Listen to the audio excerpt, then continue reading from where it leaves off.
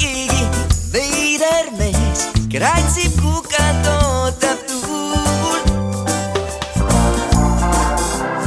Kõrs on suus ja soni peas, mõned sammud ette seab ja siis hüüab vaata.